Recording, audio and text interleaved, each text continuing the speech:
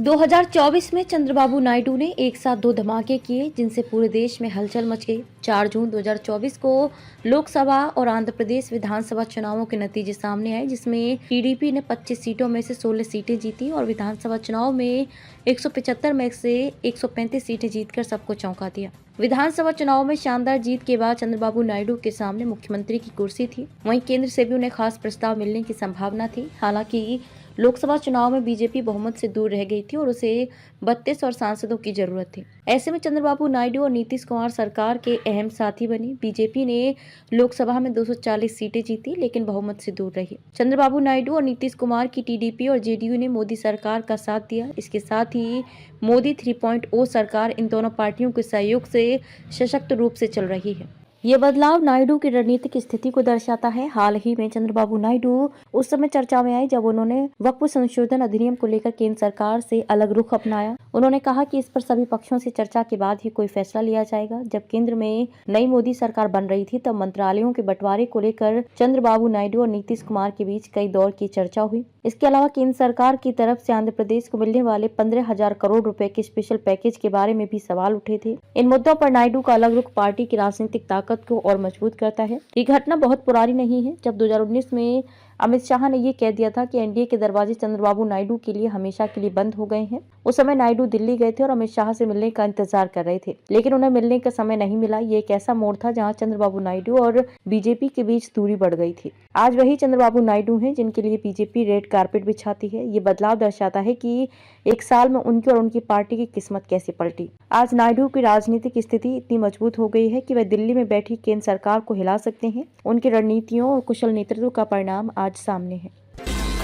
Goregaon police ने 891.78 carat 1,47,53,53,000 के diamond चोरी के मामले में आरोपी को राजस्थान से किया गिरफ्तार। गोरेगांव पुलिस ने डायमंड फैक्ट्री 891.78 कैरेट 1,47,53,000 के डायमंड चोरी के मामले में एक आरोपी को राजस्थान से गिरफ्तार किया। गोरेगांव पुलिस स्टेशन की हद में डायमंड की कंपनी में काम करने वाले आरोपी सचिन मकवाना ने शराब पीने से मना करने पर बदला लेने के इरादे से कंपनी के 891.78 कैरेट के 1,47,53,000 के डायमंड को चोरी कर फरार हो गया। आरोपी ने कंपनी के मालिक को गुमराह करने के लिए वीडियो बनाकर भेजा कि डायमंड को प्लास्टिक सहित भाईंदर की खाड़ी में फेंक दिया है। गोरेगांव पुलिस ने मामला दर्ज कर मामले की जांच शुरू की। पुलिस के पास केवल आरोपी का मोबाइल नंबर था, जो आरोपी ने बंद कर लिया, क्योंकि डायमंड कंपनी में 6 महीने पहले ही काम पर लगा था, जो शराब पीकर काम पर आया करता था, जिससे कंपनी के मालिक ने फटकार लगाई थी, जिसका बदला लेने के लिए आरोपी ने डायमंड की चोरी की। पुलिस को गुमराह करने के लिए आरोपी गुजरात, मध्य प्रदेश और राजस्थान का सफर किया। गोरेगांव पुलिस ने तांत्रिक विश्लेषण और सूत्रों की मदद से आरोपी की पड़ताल शुरू की। गोरेगांव पुलिस ने 120 से अधिक सीसीटीवी की जांच की, जिससे आरोपी गुजरात की तरफ जाता हुआ दिखाई दिया। गोरेगांव पुलिस के 10 दिन के अथक प्रयास से आरोपी के राजस्थान में होने की जानकारी मिली। गोरेगांव पुलिस राजस्थान में जाल बिछाकर आरोपी को गिरफ्तार कर लिया। आरोपी का नाम सचिन मकवाना है। आरोपी के पास से 1,40,70,000 के 470 कैरेट के डायमंड और 77,000 नकद बरामद किया गया है। स्टेशन के जुरिडिक्शन में एक डायमंड जो बिजनेस करने वाले बिजनेसमैन है, उनकी एक फैक्ट्री है, वहाँ पर पॉलिशिंग का वगैरह काम होता है। तो उन्होंने एक वो काम के लिए नौकर रखा था, एक 4-5 महीने पहले उसको रखा था, जो पॉलिशिंग का काम करता था। तो जिसको वो नौकर के पास जो पॉलिशिंग के लिए दिए गए थे जो डायमंड्स हैं 491 कैरेट के, उसकी वैल्यू 1,47,53,000 इतनी बड़ी थी। वो लेके चोरी करके भाग गया था। तो जब ये मामला दर्ज हुआ तो सिर्फ वो जो कंप्लेनेंट है, जो व्यापारी है, डायमंड व्यापारी है, उसके पास ना ही वो एक्यूज का फोटो था, ना कुछ अदर जानकारी थी, सिर्फ एक मोबाइल नंबर था। उसके जरिए, उसी मोबाइल नंबर के जरिए आगे की इन्वेस्टिगेशन हम लोगों ने शुरू की। ये वो मोबाइल फिर बाद में कुछ घंटों के बाद में उसने, वो जो एक्यूज था, उसने वो भी बंद कराया था। लेकिन जो हमारी डिटेक्शन की टीम थी गोरेगांव पुलिस स्टेशन की, उन्होंने कंटिन्यूसली फॉलोअप करके एक टेक्निकल इन्वेस्टिगेशन के माध्यम से कंटिन्यूस 15 दिन तक उसका पीछा किया।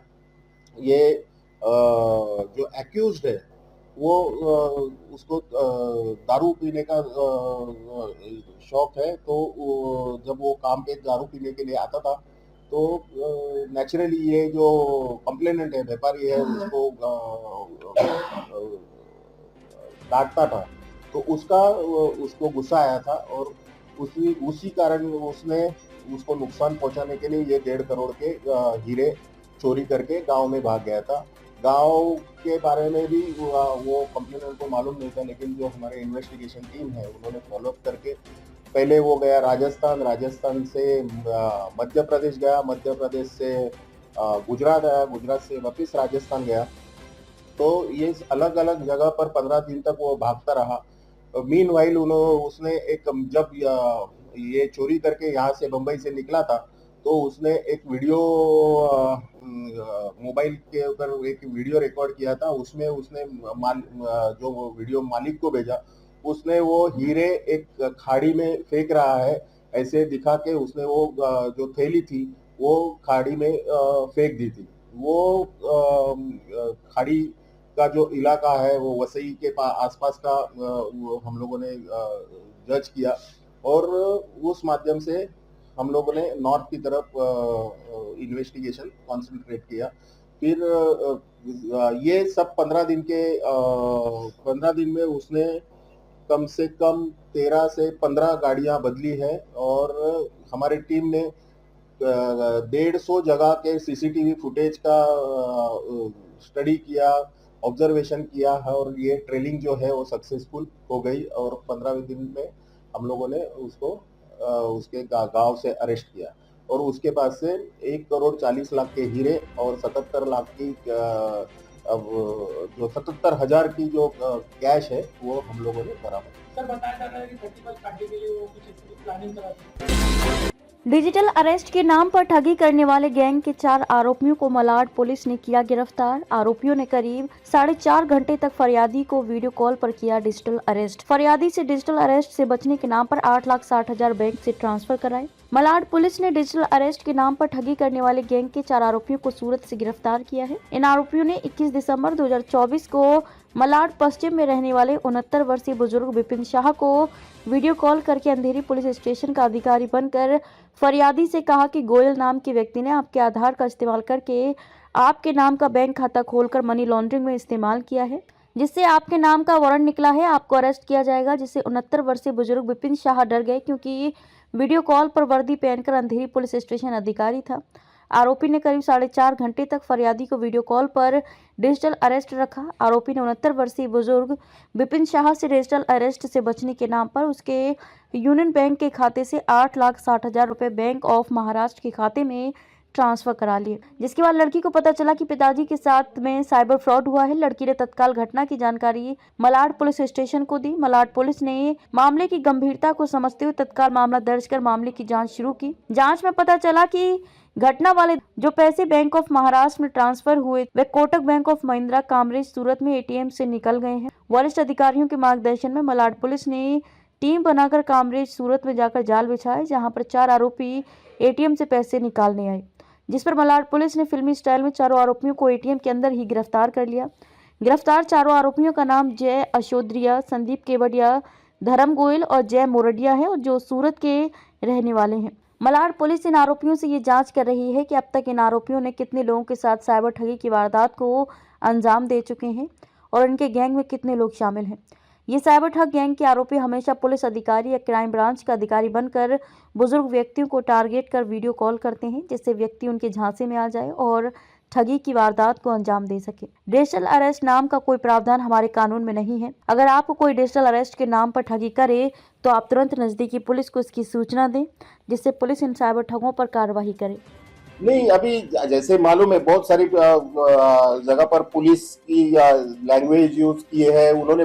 हालांकि सामने से अंधेरी पुलिस स्टेशन का बोर्ड डिस्प्ले किया था, तो उन्होंने ये सब जानकारी मीन्स ये देखने के बाद में उनको यकीन हो गया कि भाई ये शायद पुलिस ही हो सकते हैं, तो उन्होंने रिस्पॉन्ड किया। सिर्फ पुलिस पर ही किया सर या ईडी ऑफिसर अलग-अलग कई केसेस में देखा कि अलग-अलग एजेंसीज का नाम लेते हैं, उनके ऑफिसर का कॉल अलग-अलग जगह ट्रांसफर होता है। इस केस में क्या एक ही जगह ट्रांसफर हुआ है अलग-अलग जगह? नहीं, ये इस केस में जो पैसे ट्रांसफर हुए हैं, हमारे कंप्लेनर ने एक ही साथ में 8,60,000 रुपए ट्रांसफर किए हैं और पुलिस डिपार्टमेंट का पुलिस ऑफिसर होने का उन्होंने सामने से दिखावा किया था। कॉलर जो होता है सर, कॉलर होता है वो कई बार बनता है ईडी ऑफिसर, फिर वो ट्रांसफर करता है कि आप सीबीआई से बात कर लीजिए, कई बार फूड रजिस्ट्रार से बात कर लीजिए। क्या इस केस में सिर्फ एक जगह ही कॉल ट्रांसफर हुआ या मल्टीपल जगह पे कॉल ट्रांसफर होकर वीडियो कॉलिंग हुई? नहीं, इस केस में वैसा नहीं है। एक ही पुलिस ऑफिसर जो बना था वो उसने पुलिस ऑफिसर बनके ही सब 3 घंटे तक बात की थी और कंटिन्यूअस उन्होंने 3-3.5 घंटे तक उन्होंने वीडियो कॉल चालू रखने को उनको मजबूर किया था और जैसे जैसे वो बोलते थे वैसे वैसे ये करते गए। क्यों मजबूर हुए, किस तरीके का डर दिखाता था, क्या क्या वो कहता था जिस वजह से ये मजबूर हुए और वो उन्होंने जो दिखाया वो इनके आधार कार्ड की कॉपी दिखाई और उसके जरिए और बहुत सारे डॉक्यूमेंट्स उन्होंने बनाए थे, फर्जी डॉक्यूमेंट्स रहेंगे, उन्होंने ये वीडियो कॉल पे डिस्प्ले किए और उसकी वजह से इन्हें डर पैदा हुआ कि ये आधार कार्ड मेरा है और शायद किसी ने इसका गलत इस्तेमाल करके मुझे फंसाया है। तो ये मुसीबत से बचने के लिए और डरने की वजह से उन्होंने नॉर्मल वॉइस कॉल आया, उसने बोला कि आपका नंबर जो है 2 घंटे में बंद हो जाएगा, आपको अगर उसमें आगे जाना है तो 2 नंबर या 9 नंबर दबाओ। 9 नंबर दबाया तो फिर आगे दूसरे पर्सन से बात कराते हैं कि ऐसे ऐसे है, आपका फ़ोन बंद हो जाएगा, आपके नाम से दूसरे फ़ोन नंबर पे रजिस्ट्रेशन किया हुआ है, दूसरा मोबाइल नंबर, और उसको यूज़ करके और आपका आधार कार्ड यूज़ करके मनी लॉन्ड्रिंग के लिए आपका नाम यूज़ हो रहा है, आपके नाम से दूसरा अकाउंट खोल के मनी लॉन्ड्रिंग के लिए यूज़ हो रहा है और आपके अगेंस्ट ऐसे ऐसे 2 वारंट निकले हुए हैं। तो अगर आपको इस पे से बाहर निकलना है तो फिर ये आपको ऑप्शन देते हैं कि आपको नहीं तो दिल्ली जाना पड़ेगा या तो इधर आप खुद का कुछ लॉयर वगैरह करके आपको वो उसमें कुछ 3-4 लाख लग जाएंगे और उसमें ऐसे करना पड़ेगा, और या तो आप हमको अपॉइंट करो थ्रू गवर्नमेंट, हम लोग आपके लिए केस में सॉल्व करेंगे, इन्वेस्टिगेशन वगैरह शुरू रहेगा, इसके लिए आपको पैसे ट्रांसफ़र करने हैं।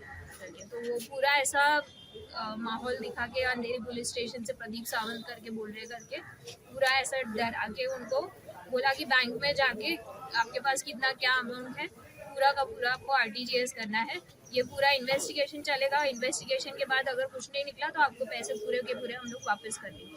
तो ऐसा पूरा बोल के उनसे मतलब थोड़ा टॉर्चर वगैरह करके हरेसमेंट करके पूरा पैसा ट्रांसफ़र करवाया। उसके बाद जब ये वारदात हुई आपके पास, तो पुलिस के पास आने के बाद कैसे जानकारी मिली और कैसे ये पुलिस ने कार्रवाई की?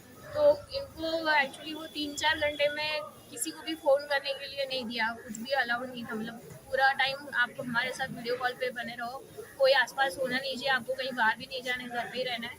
फिर उसके बाद पापा ने हमको आगे बताया कि ऐसा ऐसा हुआ है, आपको अगर मैं फ़ोन नहीं करूँ, तुम्हारा फ़ोन नहीं उठाया तो तुम लोग डरना मत करके। तो हम लोग भी नीचे उनको मिलने गए कि क्या हुआ, क्या है ऐसा, क्या आप ना बोलो मिलने के लिए।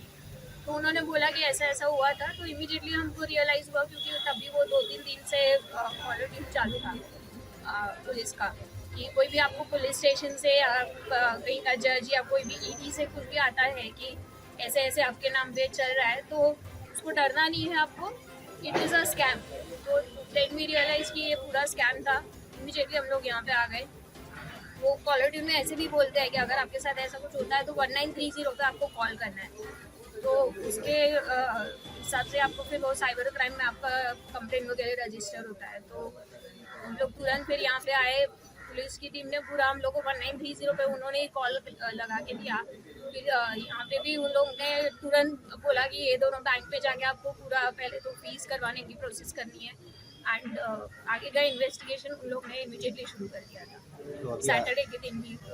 अभी आरोपी अरेस्ट हो गए हैं, तो पैसा फ्रीज हुआ है और अंकल का थोड़ा पूछ ले क्या होता है अंकल, एक बार थोड़ा अंकल कुछ अमाउंट किया है थोड़ा क्या?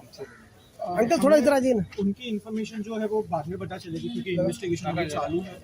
काका थोड़ा कुछ काका क्या होता वो थोड़े घबराए हुए हैं सर, प्लीज। है थोड़ा सा बोल दीजिए। कैसे घटना हुई थी उसके बारे में आप थोड़ा मेरे को वो इंटरनेशनल वीडियो कॉल आया है, वो बोले कि आपका फोन 2 घंटे बंद हो जाएगा। अगर आपको जानकारी चाहिए तो 2 नंबर या 9 नंबर दबाओ। तो भाई बोलता है आपके नाम से दूसरा फोन रजिस्टर है और उसके हिसाब से मनी लॉन्ड्रिंग होता है। मतलब नरेश गोयल करके नाम दिया, मतलब सब पूरा ये किया है, आपका आधार कार्ड कुछ किया है, आपके नाम का अकाउंट खोला है, मनी लॉन्ड्रिंग करोड़ों रुपयों का मनी लॉन्ड्रिंग हो रहा है। मतलब आपको इसलिए मतलब ये हो है फंसे। कितने घंटे तक आपको यहाँ पर डिजिटल अरेस्ट रखा हुआ था, क्या क्या प्रोसीजर करके? कितने घंटे तक आप डिजिटल अरेस्ट थे और क्या क्या प्रोसीजर करके दिए? 4-4.5 घंटे तक सब कुछ मेरे को पता है। आप मेरे को सब वो पेपर भी बता दिए, मतलब अंदर पुलिस स्टेशन का सब बता के, मतलब वो फोटो बता के बोलता है आपके नाम का 2 वारंट है और सब उसके हिसाब से आपको आगे मतलब एक टाइम से बात कराऊँ, क्राइम ब्रांच से बात करा तो वही मतलब उन लोग चालू करके वही फोन वैसा ही चालू करता। कब पता चला कि आपके साथ ये इस तरह की ठगी हुई डिजिटल अरेस्ट के नाम पे? ऐसा मेरे मालूम ही नहीं पड़ा, मतलब कुछ भी। मैं जब इन लोगों को बोला, लड़की लोग को तभी बोले कि ये ऐसा हुआ है करके, तब तक मेरे को ध्यान में ही नहीं है। मतलब तो पुलिस ने अभी क्या सहयोग किया और जो पैसे पीस हुए आरोपी भी अरेस्ट कर लिया गया, उस पर क्या कहेंगे? चलो।